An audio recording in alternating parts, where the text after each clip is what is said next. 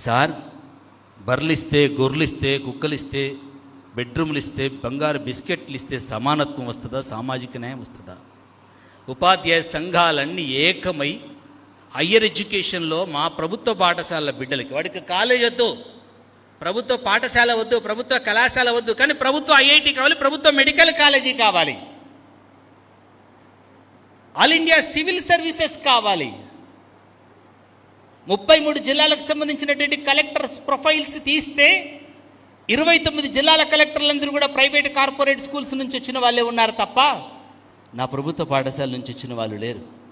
నిన్నటికి వచ్చినటువంటి రిజల్ట్స్లో 62 మంది ఉమ్మడి తెలుగు రాష్ట్రాల నుంచి క్వాలిఫై అయినటువంటి సివిల్ సర్వీస్ రిజల్ట్స్ తీస్తే 2 పిల్లలు మాత్రమే ప్రభుత్వ పాఠశాల నుంచి ఉన్నటువంటి వాళ్ళు ఉన్నారు. ఆకలేంటో అర్థమైన వాడికి, అవమానం ఏంటో అర్థమైన వాడికి, అసమానత ఏంటో అర్థమైన వాడికి, అణచివేత ఏంటో అర్థమైన వాడికి ఐఏఎస్ ఆఫీసర్ అయితే ఈ సమాజం యొక్క అవసరం ఏంటో, ఆపద ఏంటో, అవమానం ఏంటో వాళ్ళు అర్థం చేసుకొని సమాజం యొక్క చేయూత కోసం వాడు పనిచేయడానికి అవకాశం ఉండేది. ఇవాళ ఆ బిడ్డలు లేరు అక్కడ.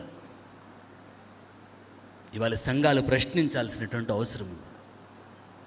మన ప్రభుత్వ పాఠశాల పిల్లలు మన బడిలో హిందీ చెప్తాం, తెలుగు చెప్తాం, సోషల్ చెప్తాం. ఏ కార్పొరేట్ కాలేజీలో, ఏ కార్పొరేట్ స్కూల్స్లో తెలుగు ఉండదు, హిందీ ఉండదు, సోషల్ ఉండదు.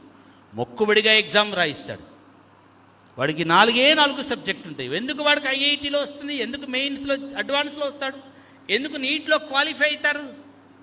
మనకు 6-7 సబ్జెక్టులు మనం బోధిస్తే వాడు కేవలం 4 మాత్రమే బోధిస్తాడు. One target 4. One target medicine or engineering. వాడికి 4th క్లాస్లో 3rd క్లాస్లో ఐఐటి ఫౌండేషన్ కోర్స్ స్టార్ట్ అవుతుంది. ఎవడు పర్మిషన్ ఇచ్చాడు? నాన్ అకాడమిక్ బుక్స్ ఎవడు పబ్లిష్ చేశాడు? మనకు ఎస్సీఆర్టీ డిజైన్ చేసిన టెక్స్ట్ బుక్ మినహా మనం వేరే టెక్స్ట్ బుక్ వెళ్ళం. అది మనకు నిబంధన, నియమం. అది మనం ప్రభుత్వం ముద్రించినటువంటి ప్రభుత్వం సర్టిఫికెట్ కావాలి వాడికి, కానీ ప్రభుత్వం ముద్రించినటువంటి సర్టిఫికెట్ కావాలి తప్ప ప్రభుత్వం నిర్దేశించినటువంటి పాఠ్య పుస్తకాలను పక్కన పడేస్తారు వాళ్ళు. ఇదేంటని ప్రశ్నించిన వాళ్ళు లేరు. మన పిల్లలకి 29 మంది విద్యార్థులకు 10 GPA వస్తే ఆ పాఠశాలలో ఉన్నటువంటి విద్యార్థులకి 4800 మంది విద్యార్థులకు 10 GPA వచ్చింది. ఆ ఇన్విజిలేషన్ చేసిందంతా కూడా మన ఉపాధ్యాయులే. ఎట్లా వస్తే వాళ్ళకి 4800 మంది విద్యార్థులకు 10 GPA ఎలా వస్తుంది?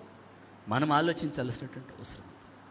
బడిని బతికించుకోవాలనేటువంటి ఒక సదుద్దేశంతో జరుగుతున్న వందే మాతరం ఉద్యమం, బడుగు బిడ్డల జీవితానికి భరోసానిచ్చేటువంటిది వందే మాతరం ఉద్యమం.